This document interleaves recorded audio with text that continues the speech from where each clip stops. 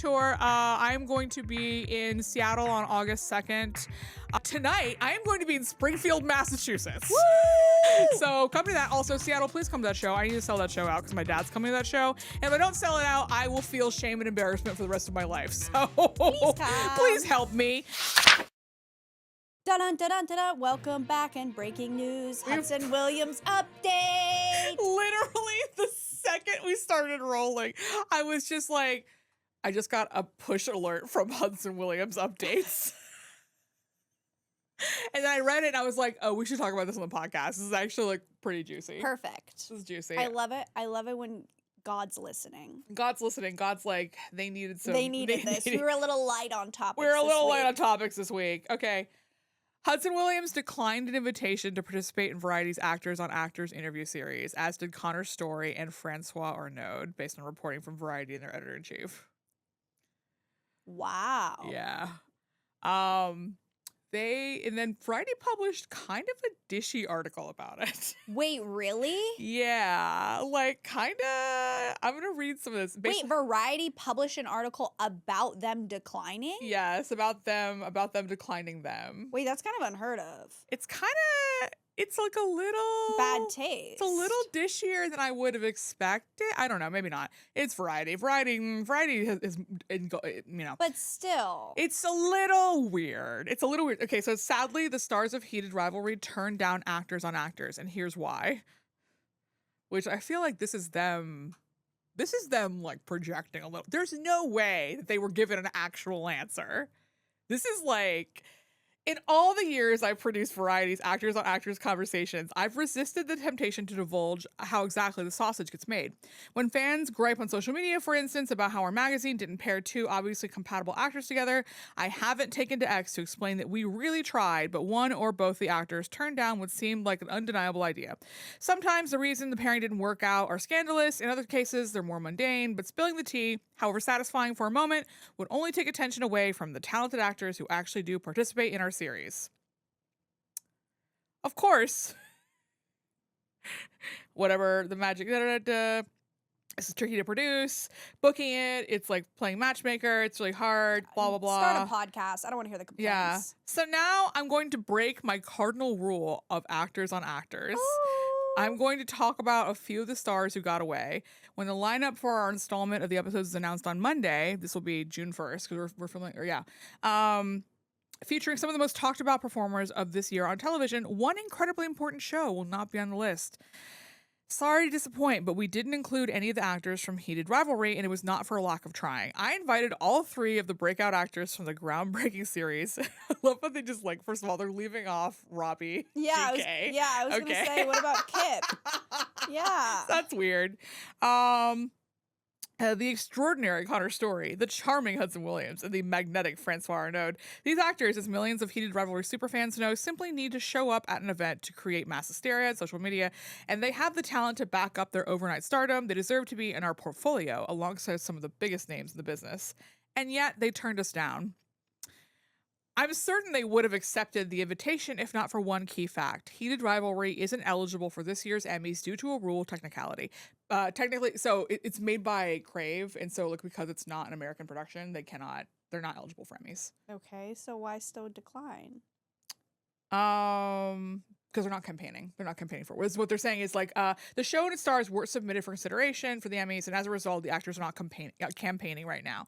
While Actors on Actors isn't only about winning awards, Ryan Reynolds did it for 2 Deadpool movies, and more recently, David Cornswell as Superman happily landed on our set. The conversations are published in Variety during the early days of Emmy Phase 1 voting, and so it's perfectly timed to help with the nomination process. Perhaps the stars were worried it would look presumptuous to take part in a campaign event for an award they categorically could not win. But the Emmys need Heated Rivalry more than Heated Rivalry needs the Emmys. It's a genuine hit. Yeah, okay, whatever. And then he explains like why they're not eligible for an Emmy. This is basically like, this is so clickbaity. Because like basically this article is mostly about like why they're not eligible for the Emmy. And like why that's weird. But they're basically like, he's basically saying like, well, the reason why they said no is because they're not campaigning for Emmys. But also it's like... That's projection. You don't know that. Well, I could see a publicist. I could see a super conservative in the sense that they are conscious of how optics in a way that really don't matter, but being like, we don't want to detract from the campaign, like the Emmys campaign season, to make it look presumptuous that they would be there around the same time doing interviews that other Emmy nominated actors are doing, and thus to protect the brand, their individual brands, we're going to politely decline. There's another thing though too. What? There's another thing though too. I will not name this editor, but this is not like, I'm not breaking news. Like this is talked about a lot. There is a certain editor at Variety who has been real weird around one of them. And this, again, this is not gossip. This is something that you can search for this on Google. You can search for this on X or wherever you get your fucking stupid tweets. But there is one editor of Variety who's been real weird to one of them. And so, I think you're right. I think that probably is the reason. I think probably the reason is like they don't need to do it and they don't have time. Yeah. It's probably like we don't need to do this, we don't have time. But I think considering Variety's weird history, I think this is a weird article to publish. No, I think it's a very bizarre. I mean, to even comment on why they wouldn't be there in the first place. To even speculate on it, it's like you guys are not a gossip magazine. You're Variety. Also, it's very poor taste to like comment from a publication to comment why a publicist turned something down. Like that's not something, like I've worked in PR, like that never happens. No, it's also because it's arguably like a nothing burger conversation. It's like, okay, they're not doing it, and like who cares? Like what, like they're, unless it's like, they're on the verge of going to trial, like, they've got bigger fish to fry type of undertones, but this isn't that. No, it's just weird. It's also like now this is like a pattern of like Variety being weird about them, and it's like, what's going on? It's like, you guys are not Us Weekly. Yeah. You guys are Variety. You're a trade publication. Like, well, media's dying. Yeah, but we don't need to like, media's dying, but that doesn't mean that you need to like stab yourself on the way out. You know, it's like you'll get stabbed in due course. All right. Yeah. Wait your turn to be stabbed. Yeah. Wait. A stabber will come. Okay. Calm down. A rogue stabber will come. Someone will come around to stab you. Just be patient. All right. Yeah. Just fucking relax. Starts with Insta, ends with Graham. I think it's like reading it, I'm like, this is so weird. Like I don't know. Anyway, that's the breaking news. Is this like not? It's like Hudson Williams breaking news. Hudson Williams breaking it. I need to turn off those notifications. That's so funny that you got a push notification about that. That's actually so funny. That's so funny. Because here's the thing. I did get a push notification about it. I don't think I needed that. I would have been fine. Yeah, I didn't need that information. I was like, oh, he turned down something? Yeah, he's busy. Yeah. I turned down things. I'm busy. Why don't you publish a push notification about that? Kristin said no to drinks. Imagine that's like the next tier on the Patreon. It's just like all the calendar things we declined. If you subscribe to our $20 tier on Patreon, I will tell you I will narrate everything I did in a day. Yeah. I'm not gonna do that. That's boring. If you subscribe to $20, actually, you know what? I have to stop joking about how I will like tell people about my sexual proclivities, because I've gotten several DMs now of people being like, "So what do you like sexually?" On Patreon? No, because I think I said on one of the clips on the fanfic clip where I was like, I'll tell you, like, write fanfic about me. Like, they're not even DMing you that on Patreon? No. Okay. No. They're DMing me like some fucking weirdo man, of course, DM'd me and was like, "So will you tell me what it is you like in bed?" I'm like, if you watch enough of the episodes, I think you can figure that out. Like, I'm not really a closed book in many ways. Like, figure it out and then use your imagination. Like, why do I have to provide you with it? I'm a closed book. That's the $20 tier on Patreon. My book is closed. Literally and figuratively. Legs are open, book is closed. Name of the episode. Legs are open, book is closed. Also, subscribe to our Patreon. Yes. We do we do crash out episodes. We do crash out episodes where we basically talk about the stuff that's going on in our lives that we do not want in front of a paywall. So, if you want to hear about the drama going on in our personal lives, that's on the crash out episodes. Yeah, we talk about how everybody's dodging me.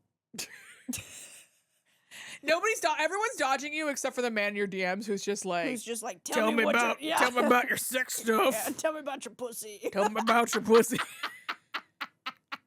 Listen, if you come in my DMs and you say, "Tell me about your pussy," that's honestly, that's like, it's really helpful for me to know right away that I should call like the police Or you should who to block. Who to block. Yeah, I wouldn't call the police on you because like that's a waste of resources. ACAB. But also, it's a waste of resources. You're right. Anyway, all right, should we move on?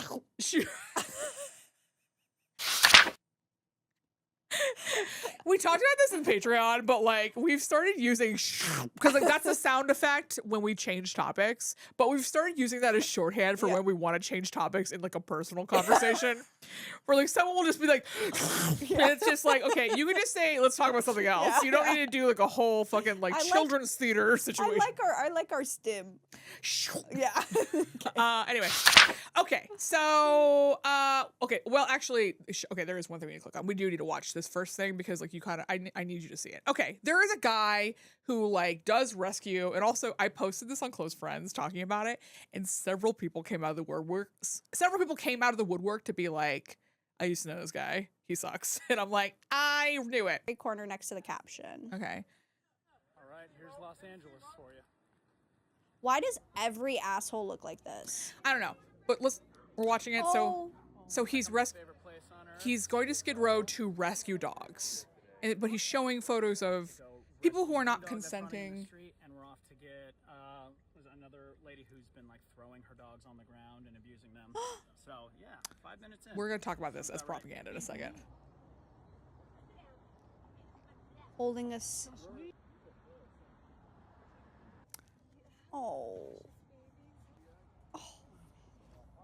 Oh my God, we're gonna have to talk about this because you are.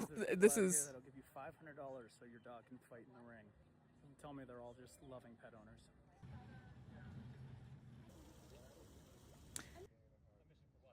This man sucks. We're gonna talk about why this man sucks.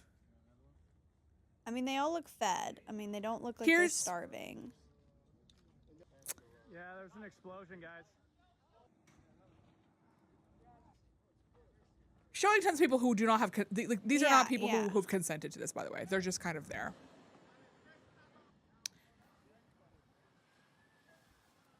So now we're showing this. We're showing well, that is a wrap on Skid Row for the day. Explosions, animal abuse. Oh God. Okay, this guy sucks. Yeah, typical Sunday in Skid Row. Okay, so let's talk about this. We need to talk about this because something is happening right now in LA that we need to address. That's happening in social media where and this ties into Spencer Pratt, who we need to talk about as well. I fucking hate that guy. We need to talk because like basically what this guy's doing, if you watch this video, he frames it as we're going to Skid Row to save dogs. And then he shows a lot of people who are living in poverty, who are not consenting to being filmed. He's showing a bunch of dogs that are not being abused. He's just showing dogs. Yeah. He's like, a woman had a knife. If you came to me and you tried to take my dog, I would also be off screen with a knife. Yeah, yeah. Okay? I'd be on screen with a knife. I would be on screen with a knife real fast. Yeah, yeah. Like, I would be. No, that's fair. Yeah. Like, it's if like, he's not. If you come for Pinky, I will cut your fucking throat. Yeah. It's like he's basically saying these dogs are being. He's giving, like, hearsay of, like, I heard that these dogs are being. That's true. And they were all clearly well fed. None of them were malnourished. We didn't see any abuse. No. Like, no. You know, He's just. But the thing is like, these people are living in poverty, and, like, that is what you're constituting as abuse. It's abuse because like being poor is a crime. Yeah. Because being unhoused is a crime. Being unhoused is a crime. Being poor is a crime. Being marginalized is a crime. And so like what this like piece of shit man is doing, is he is basically helping Spencer Pratt build a case for why we should genocide the homeless people in Los Angeles. And this is a thing that has sort of been gathering steam for a while and amongst animal rescue people in Los Angeles. Interesting. Where they are trying to use abuse of animals as a cover for basically exterminating these people. Yeah. And it's insidious and crazy, and I cannot believe the number of people who are falling for it. Yeah. Because it's garbage. It's like yeah. Are there unhoused people who abuse animals? Sure. There are also housed people who abuse animals. Yeah.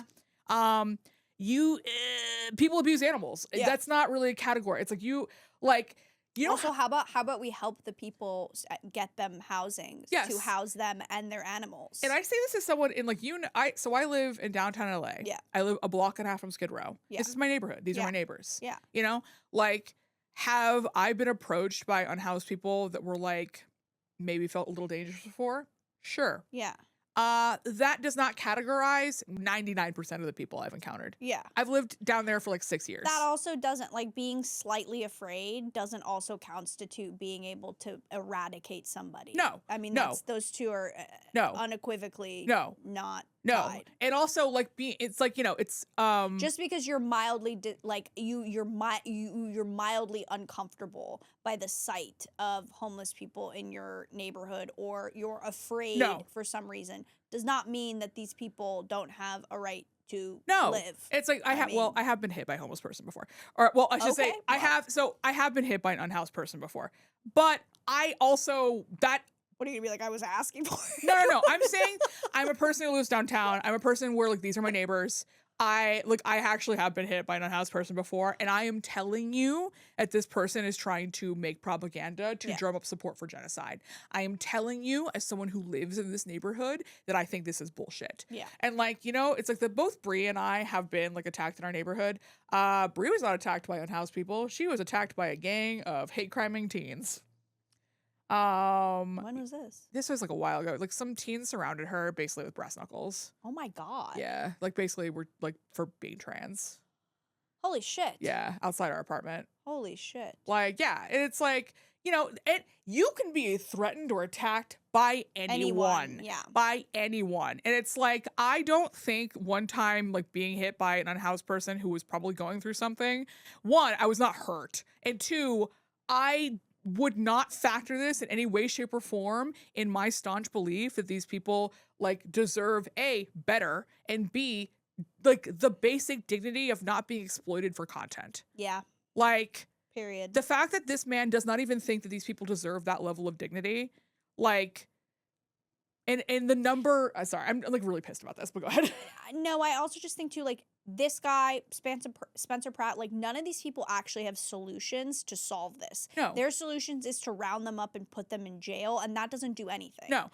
Their solution is to basically condemn them to death over, like, a slow enough period of time where people don't get mad about it. Yeah. None of these people have any idea how to fix this problem that are exploiting these people and are using them as a tool to say, like, look how dangerous LA is. Look how They don't live here. They don't fucking live here. Yes, by the way, Spencer Pratt doesn't live here. He also doesn't live in a trailer. So we'll talk about this, but like Spencer, he does. So Spencer Pratt, basically his like big main launching campaign video or whatever, I watched it because I kind of was like curious, like what is his deal? And like his refrain is that there is money to fix LA. It's just being stolen. And he says this over and over and over again. But what he's saying is that it's being stolen by the unhoused people who need social services. That's who he thinks is doing the theft. And there are so many people who live like in Bel Air. Also, he claims to live in a trailer. No, he doesn't live in a Santa trailer. Barbara. He doesn't live in a trailer. He also lives like the Beverly Hills Hotel. Like he doesn't live in a trailer. Well, like, no, it's like, I heard he's living in the Beverly Hills Hotel so that he could run for mayor because he's technically outside of LA city lines because he's living. Heidi and them have another property in Santa Barbara, and they technically live in Santa Barbara. Yeah. The only reason he's in the Beverly Hills Hotel is because he needs a residence to claim eligibility to run. He's a piece of shit. He's a piece of shit. He's a money grifting piece of shit. He's a piece of shit. He lost $500,000 on crystals. This guy's an idiot. He's not very smart, and but like more importantly than not being very smart, and I think the reason why, so our primary election's on Tuesday, but I do not think this man's going away. I think he's only going to gain steam, and I think that like Spencer Pratt gives cover to people who live in Los Angeles who are secretly fascists, who are secretly conservatives, but who don't want to admit to it. Yeah, because they'll face the backlash from their business will be hurt. Yes. Their social status will be hurt. Yes. They're cowards. Yes, because they're cowards.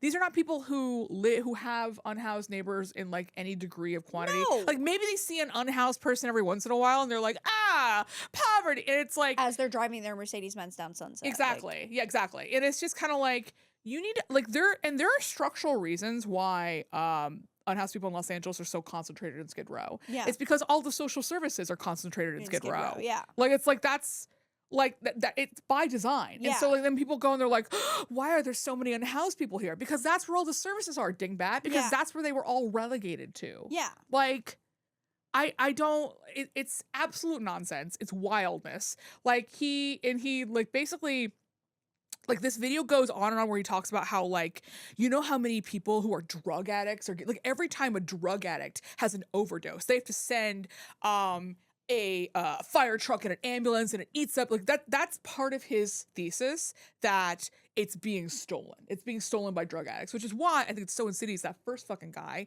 is including like, oh, there's a fire. He's like, there was an explosion and they had to send in a fire truck. It's like, newsflash, buddy. A fire is a problem for everybody. Okay. Yeah. A fire is not a localized problem. All right. I don't know what you like. They're like there are certain protocols that have to be followed when somebody is in danger. And like that does involve like bringing people who are on fire trucks because they don't just fight fires. They also like rescue people in situations that they need, like they help with like moving people. They help with like there's lots that they do. And like it's the number of people I am seeing in the big 2-6 fall for this is wild. Like you guys are making fun of Trump supporters and you were doing the exact same thing. But it has like a beautiful sheen on it because you're able to like, you're able to justify it because you're just like, well, you know, I believe in gay rights or I believe in trans rights or I believe in abortion. And so it's totally fine that I want to execute all the unhoused people who live downtown. Yeah, and I mean, he's also said some things too that are like anti-trans, and I mean, he's an evil guy. He's not a good person. He's not a good person. He's a con artist. He's a con artist, just as Trump was. I think also too, piggybacking off the fires, where he did not have fire insurance on his home because he didn't want to pay for it, and being like, this is the city's fault. It's like, yeah, I mean, listen, he's not wrong. he's not wrong, but it's also like you have to have fire insurance on your home. But that's how it starts, though. It's like Donald Trump is not wrong about how like NAFTA basically wiped out a ton of industries in Middle America. Right. He's not wrong about that. But his solution for it and his like the problem is this. That it's the same playbook. It's the same playbook. How many times are we gonna fucking fall for this, guys? Like, that's why cigarettes are back. Cigarettes are listen. Cigarettes are back because okay. I can also move on to my next point about this. The anti-Spencer Pratt ads are garbage. They are very bad. They are very bad. They are not effective at all. They are not effective Did you at all. tag one? No, I saw because they're on TV. Oh. So I watch a lot of baseball, which means so because I watch a lot of baseball, I am basically seeing just wall to wall political ads. Oh my God. And most of them are terrible. Yeah. Most of them are really bad, but the anti-Spencer Pratt ads they're bad because they're basically just they're like what if a conservative came up with their parody vision for what an anti-Spencer Pratt ad would be? And then like they're just like they're so cloying. They're just like, Spencer Pratt doesn't care about the homeless, but you know, and also Spencer Pratt wants to increase cops. Can you believe he would feel that way? Can you believe it? I cannot believe it. I'm a little birthday boy. Like it's like they're cloying and crazy and ridiculous. And it's like, here's what if you want to come up with a Spencer Pratt anti-ad, it's super easy. Say Spencer Pratt wants to absolutely balloon the LAPD budget, and then you show just like footage after footage after footage of all the elderly people, of all the people of color, of all the protesters, of all the children who were brutally beaten up by ICE, by the cops last year. Yeah, shot point blank in the face. And you say Spencer Pratt wants more of that. Spencer Pratt wants elderly people in Little Tokyo to be shot in the head. You just fucking hammer that over and over again. Because that is his only platform. That is the only thing he wants, and that is the only thing he's running on. So you cut it off at the fucking head. And then, like the fact they're doing this whole like Spencer Pratt, he's a reality star. They don't know what they're talking about. Could you believe? Like it's cloying and it's ridiculous, and it also like it plays to a basic fear that conservatives have, which is that they're constantly being condescended to. Yes. Because it's condescending. Yes. And it's like, we don't have time to keep fucking up on this, guys. Yeah. Like, But they will. The Democratic Party couldn't do the right thing if it hit them in the head. I just don't understand why we are making the same mistakes over and over again. Because we have old white men in charge. it's easy. This is such an easy slam dunk. It's like Angelinos are resolutely progressive. Yeah. The fact that there are so many of them who think it's okay to like stick their little heads up and be like, well, I believe that women should be in the workplace, but I think it is cool that Spencer Pratt wants to murder all the unhoused people. Like, it's like I actually went through, in a rage, I went through Instagram and I went through all of his posts. And if I saw anyone who I followed liking any of those posts, I just like I didn't even care. I just went through and unfollowed all of them. I was just like, I cannot be associated. No, there should be a list. There should be a list. Well, I think here's the thing. Following someone is not the same as it's likes I was doing. Because like following someone I don't think is an indication of like whether or not you support them. A list of who liked. Of who liked? Yeah. Yeah, they should be. I mean, I might not on any of his political stuff because I obviously when he Juliana Rancic is one of them. Oh, that's a bummer. Yeah. She's one of them. When he was calling out Karen Bass's ineffective leadership, I was liking some of those, but that was way earlier when before he ran, obviously. Because he was going to run. He's not wrong about that. Yeah. He's not wrong about that. Yeah. But it's like this is how this starts. Mm-hmm. This is how this starts is that somebody points out a legitimate problem. And all of a sudden people then start going, oh, he's got good ideas. Because the idea that he is underlining seems easy. It seems simple. Because like the solution to the unhoused problem in Los Angeles is like systemic and requires like it requires a lot of money, a lot of cooperation, it requires a lot of things to change even beyond Los Angeles. Yeah. Like it's a very complex, complicated problem. And it's not unique to Los Angeles. It just seems like it is because we have a mild climate. And so a lot of people end up here. Yep. Because it's safer to sleep outside at night, statistically, than it might be in like Seattle or New York or, Yeah. So it's like Chicago, exactly. And so it's just. Are there homeless people in Chicago? I'm sure. But yes. How I mean, how do you survive the winters? That's crazy. People do. People listen, people survive, I've never been to Chicago, so that's Chicago is very cold. Yes. You are not wrong. Chicago is tremendously cold, but like there are unhoused people everywhere. Yeah. I know it's not, they're not like, unicorns. I'm aware that they're everywhere. But yeah, there's just that's why. It's because there's a higher concentration here because like it's safer to sleep outside weather-wise. For longer amounts of time. Not always, because like a lot of unhoused people die whenever it rains. Yeah. And also in the heat. So like not always, but but like nobody wants to hear that complicated problems have complex solutions that require us to systemically change the way that we approach living in the world. What people want to hear is, I can fix it. And the solution is, you don't have to worry about it. We're going to get the human janitors on it. Yeah. If ever the solution to the problem is human janitors, it's fascism. Ever. If anyone ever says to you, we will fix it and we will do it by hiring an army of people who will get rid of it. Those are human janitors. That's fascism. That's genocide. I get really upset about genocide, which, I mean, makes sense. Yeah. That's I think one of those things that we should be upset about. In fact, alarming when you're not, I know, but I feel like, can you tell that I've been up like mad about this for like 3 days? Yes.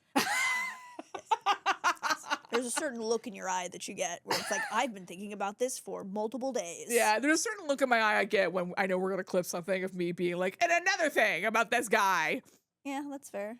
Yeah. Okay, we can. You want to move on? Schloop. You want to schloop? Okay, you're gonna show me this. What is this thing? Oh, okay. So this is a really interesting trend. Well, before we click on it, so there's this like trend that my friend showed me, and it's like this Gen Z, Gen Alpha romanticizing what they're calling the Tuscan mom trend, which is basically just like New Jersey upper middle class, like, or wealthy, like paraphernalia, like style aesthetic.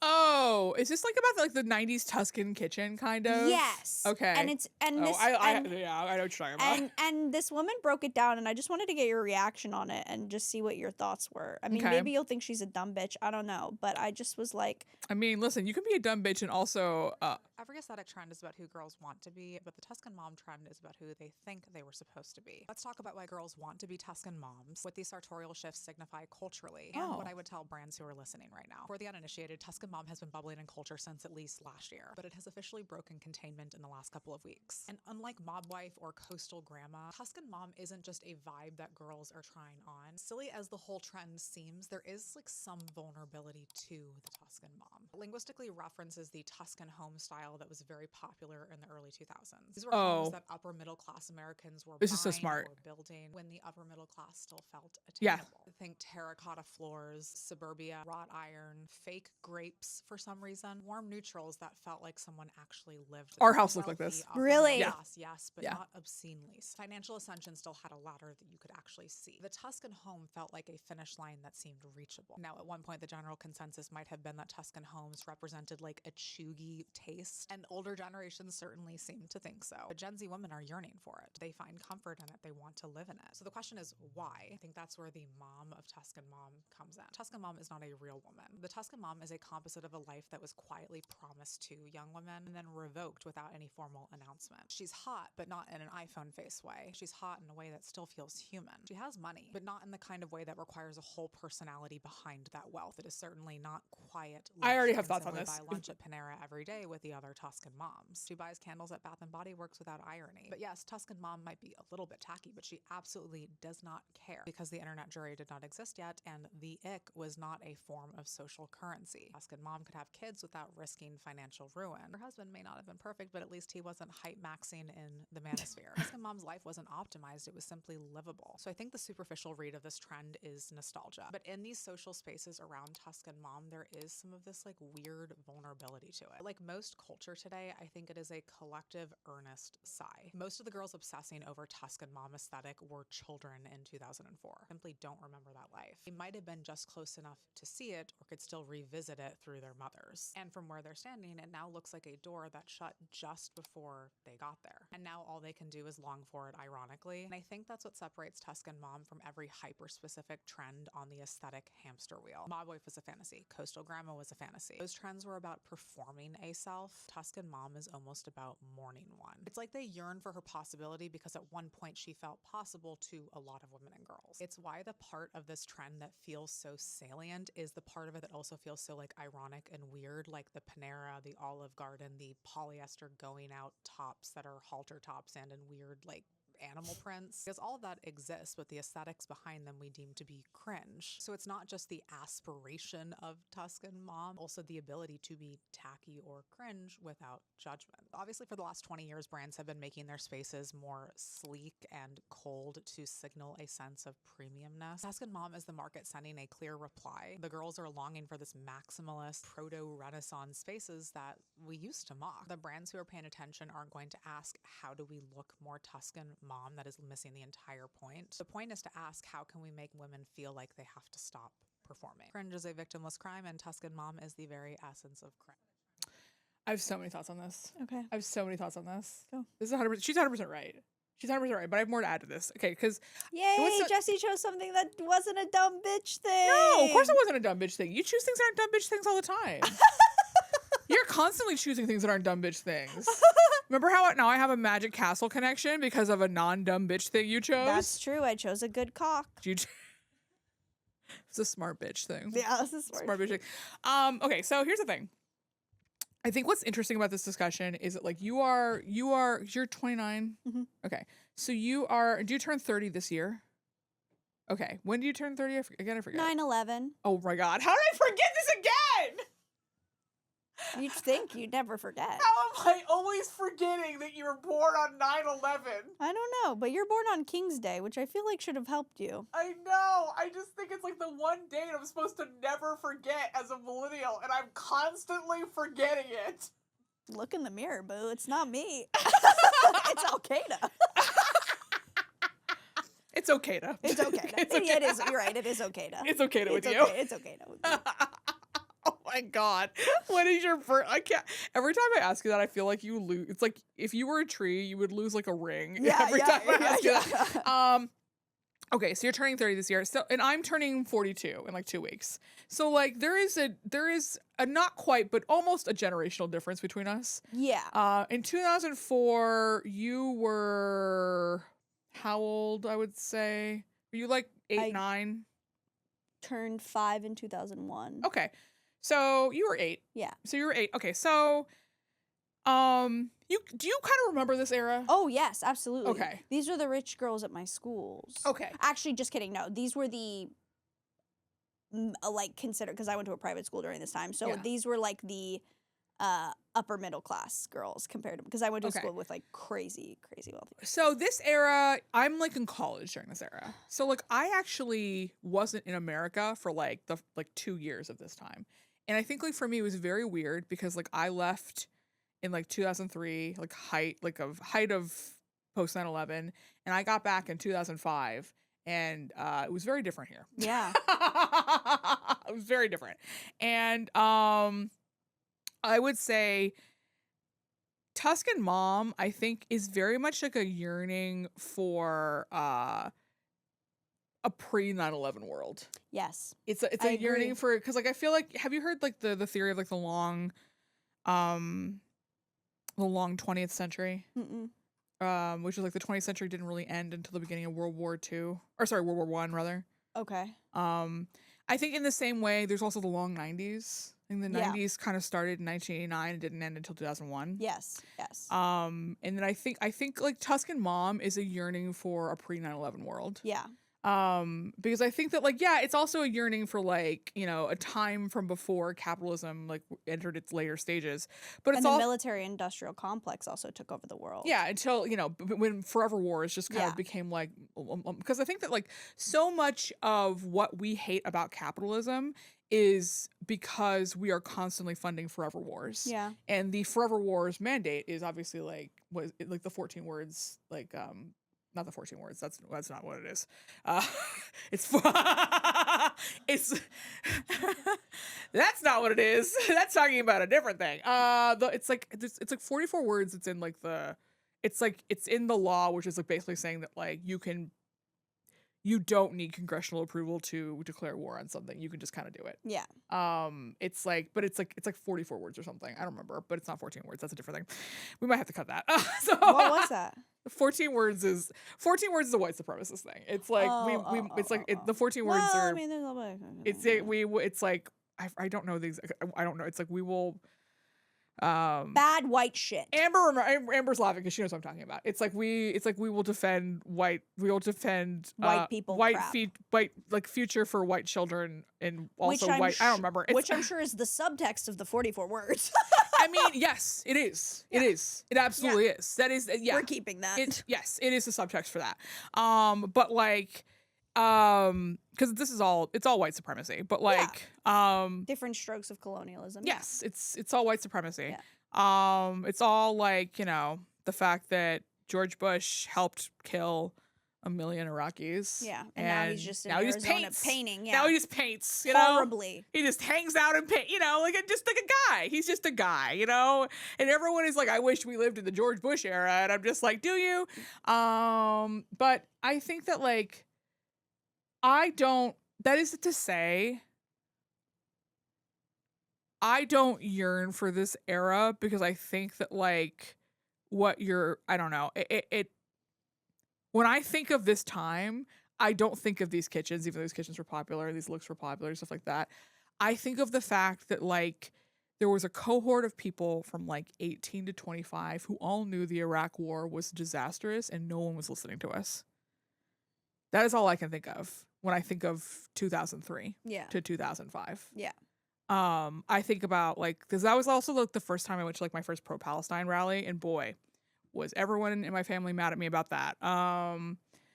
Because this was 2004, so it was like a very like different time. But yeah, I think it's interesting that like Gen Z women are drawn to this because it's like I think of this as like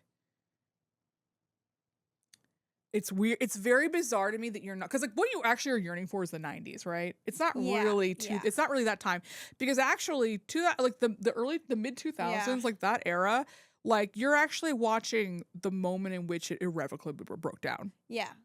And you're also, what's not seen in these photos is the level of fear that everyone was living in. And unknown. And for the first time, we weren't sure. I mean, the overwhelming majority of the country was like, oh yeah, let's go to war. But like, there was also a large constituent of people going, why the fuck are we going to Iraq? Yeah, I should also say it was young people, but it was also like, I should also add this part, that this period of time, as you know, was a horrifically scary time. Yeah. For Arab people, for like Western Asian people in general. Yeah. Like a horrifically scary time for them. Yeah. I remember this time because this was the first age that people started to ask me like where I was from. Yeah. What religion was I? Yeah. And I never got why that was. Also because I went to primarily a school with a bunch of other Persian people. So I was like, why are you asking me? Like, yeah. What do you care about me? Like, also, I'm sorry for not thinking of that off the dome. That was annoying. I don't know why I didn't. I don't know why my brain. That's, you don't need to apologize for me about that.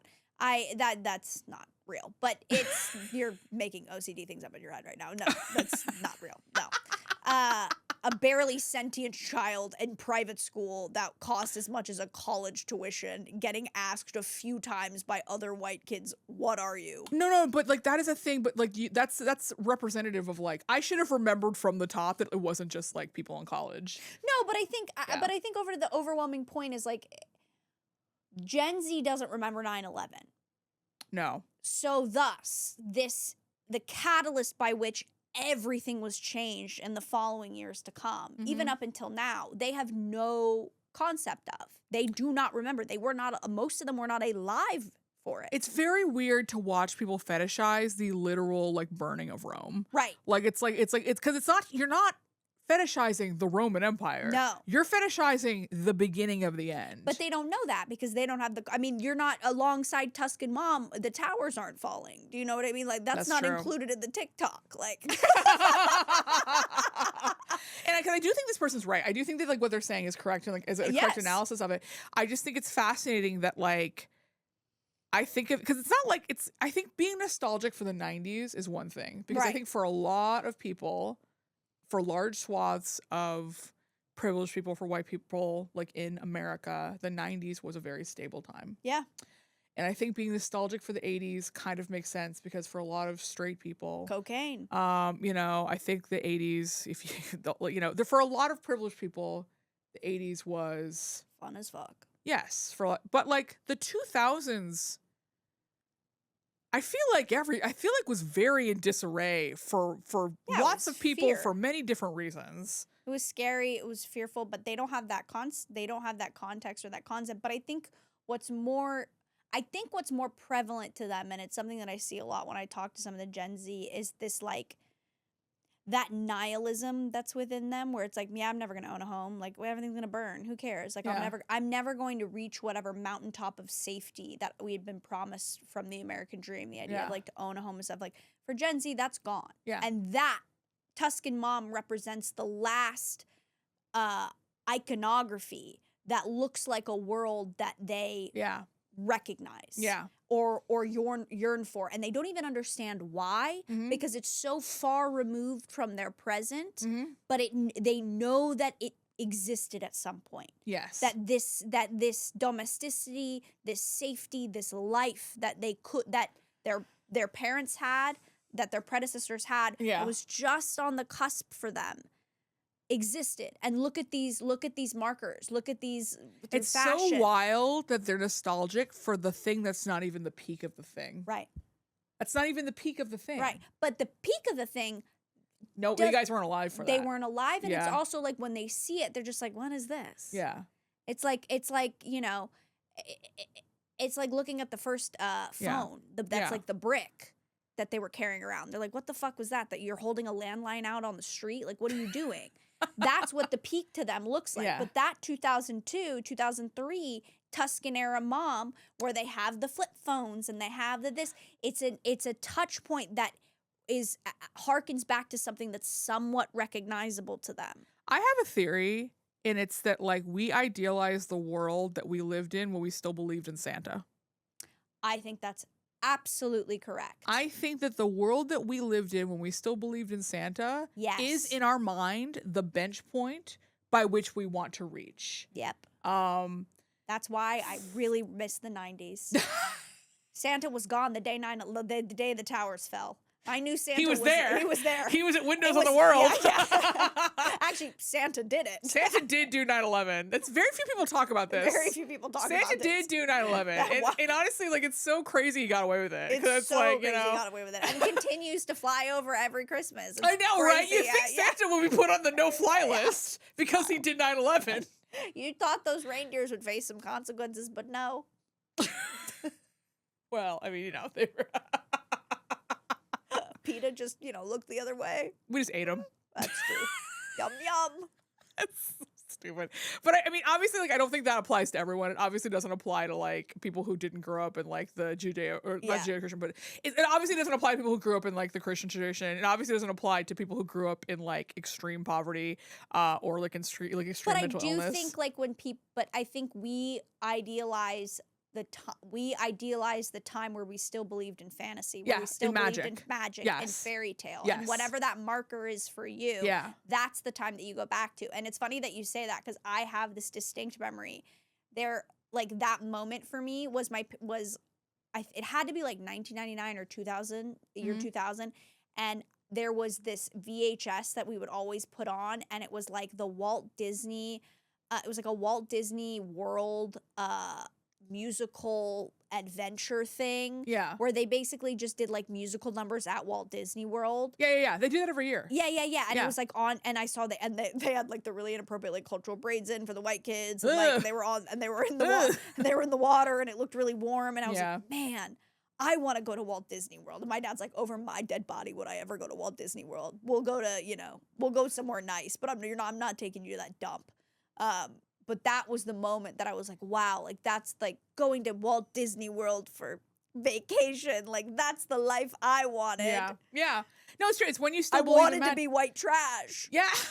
and now And now. it's like it's so expensive to go to Disney World. Yeah. It's not like someone that actually did an article on this recently where they talked about like how Disney World, probably more than any other institution in America, is such a perfect visual metaphor for how stratified people are class-wise. Wow. Because there are a few select people who are willing to basically pay for, not willing to, but able to afford, a virtually seamless experience. Right. Where no they- lines. Yes, where they pay for the VIP tour. They pay for the highest end hotels, the penthouses in the hotels, or their vacation club members. They have all of the dining reservations. They don't have to wait in line. And so like, they basically were comparing someone, I forgot what article this was, but someone basically compared like the experience of like this very wealthy family with like these very like working class people who were trying to do Disney World on like a budget. Where like they were not staying on property. They were like one of them needed to rent a mobility scooter, and the mobility scooter wasn't working, so they had to wait for the outside company to come and like service so the scooter. evil. And it was super hot, and they were waiting in lines, and like it was like a lot of people's like what's the word for when you have energy for things? I guess their energy for it was like their stamina Yeah. was like basically it was kind of showing that like if you have enough money, Disney will allow you to buy a perfectly lubricated life. Yeah. And if you don't, but you still want to experience the magic of Disney World, you will hit rough patches at every turn. Yeah. And it's like such a perfect. There is no magic. Yeah. And the thing is like, in order to purchase this perfectly lubricated experience, Jesse, like tens of thousands Oh of yeah. dollars. No, I know. Like, I know someone who did that for here for. for a long time, I said when I sold a book, the thing that I wanted to do when I sold a book was I wanted to do the VIP tour at Disneyland and like bring a bunch of my friends, and we would just spend like a day at Disneyland, not waiting in line, like doing stuff like that. And now, honestly, the idea of doing that kind of makes me like a little sick to my stomach. Yeah. Yeah, I know that it was like for the VIP alone, this didn't include tickets. Yeah. This didn't include parking. Yeah. This didn't include just for the VIP or tour guide. Yeah. $10,000. Yeah. Yes. That doesn't include the tickets for the people. That doesn't include the parking. That doesn't include any of the. Doesn't include the fast passes. No. None of it. I think in Disneyland it's a little cheaper, but I know at Disney World it's This was Disneyland. This was Disneyland. Wow. I haven't looked at the prices recently because again, I threw this dream in the trash. Yeah. Because I didn't want it. But you know, there's also This is what I'll have to bleep, but this is what. Well, yeah. I mean, the thing is if you're if you're a celebrity and you go to Disneyland, you basically have to pay. You basically do have to pay a celebrity tax if you go to Disneyland as like a very famous person. If you don't want to be bothered by anyone all day. No, but this was the base one. This was the and that is kind of the celebrity tax that you have to if you don't want to be. No, but I'm saying this is the one that where you would be bothered. Really? Yeah. Yeah. It's like. I know while we're talking about Disneyland, but I think you know this. I used to be a Disney adult. Yeah, I know that when I walked in and you had every mouse fucking headband hanging in front when you walk in your door, I fucking put 2 and 2 together. Okay. But in a lot of ways it does. So we're not annual pass holders anymore. We used to be. We're not. We haven't been for several years now. And at first it was because it was too expensive. We couldn't afford it. And now it's like the idea of being an annual pass holder just kind of makes me like physically ill a little bit.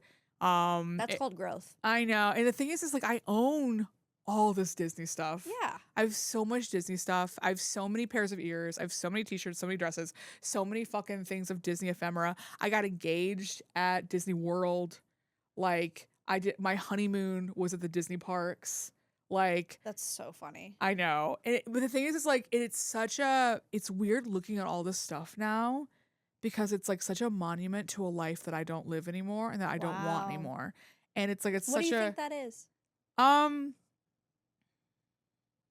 You know, honestly, I think for a long time I thought that I was not pretty enough, smart enough, funny enough, talented enough, brave enough to do the things I wanted to do. And so instead of facing that, you hid. Yes. And I had just enough money and it was just inexpensive enough where I could just fill up that spare time and space with going to Disneyland like twice a month and going to Disney World like once a year. That's why I think it's very funny and very interesting and very ironic that the first stand-up class I ever took happened because I was drunk at Disneyland at like 1 p.m. And I was just like, I should sign up. Well, I was just like, what am I doing here? I kind of was just like, what am I doing here? Like, I'm not happy. Am I happy? It's crazy that you actually went to Disneyland that much considering how fucking, like, it's hot. You're walking. Well, so we wouldn't basically from like late June to early October, we just wouldn't go. But still. It's so much walking. We treated it like our gym. It basically was just like twice. We basically treated it as like, because we would do like 15,000 steps in one day. We basically treated it like this is like the same thing as like a gym membership. Because this is back when it was cheap enough where it was comparable. Yeah. Now it's so much more expensive. No, it's crazy. It's crazy. It's like not realistic. But no, I mean, yeah, I treated. Maybe you could survive Coachella then. Oh, you know, I used to walk 12,000 to 15,000 steps a day at Disneyland. I probably still could do it, honestly. It's not that I don't think you could survive the movement or the amount of steps. It's that it's just, I get so hot so easily. Like, I sweat constantly. Like, this is a mop. This is a fucking mop of hair that I have. Like, every time I've ever gone to Disney, I have been so overwhelmingly hot. No matter what time of the year it is. Well, you learn you learn a few things. And Disney, and granted, I don't know if this is Coachella survival things, but when you're at Disney, you learn a few things. You learn when to walk and where. And you learn where the stops are, where the breaks are. You know, I mean, I could tell you where every single bathroom is in the entire resort. I know where all the bathrooms are. I know where all the places you can sit down are. I know where you can buy drinks. I know where you can buy water. I know where you can get free water. I know where you can fill up water bottles. I know all those things. So like you learn sort of like how to navigate the fact. I'm sure there are some seasoned Coachella attendees. You who learn would, how to who do would it. Do that. And like the thing is like I here's want to know something wild. What? That I can't believe I'm admitting on a podcast, but whatever. It's not going to go on the crash. It's going to go on the main one. It's not going to go on the crash it episode. Fuck it. Fuck it. Fuck it. There was a time for several years where I kept this annual pass because I was so miserable for a variety of reasons. I was miserable because my job was bleeding me dry.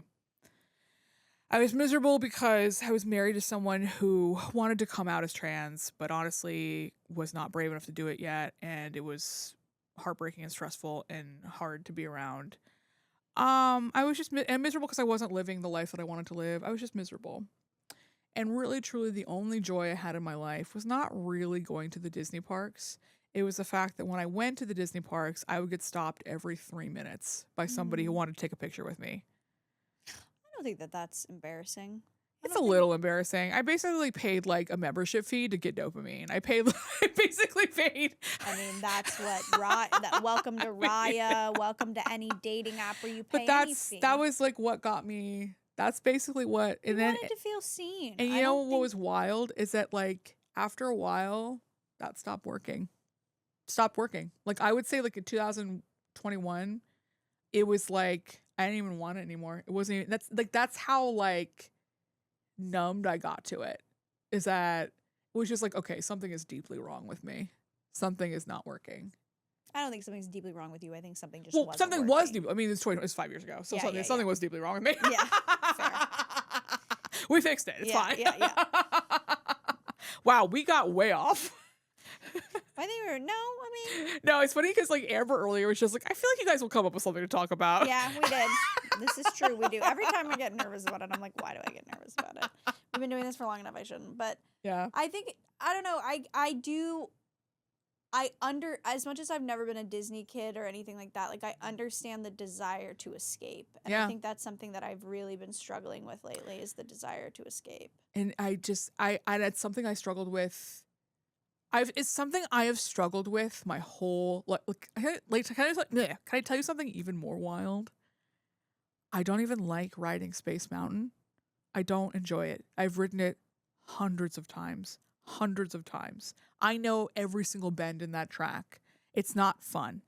The only thing I like about riding Space Mountain is that the soundtrack and like kind of like the rough adrenaline, you can sort of like, if you're doing like a little bit of a maladaptive daydream about like awards you want to win, it sort of syncs with that.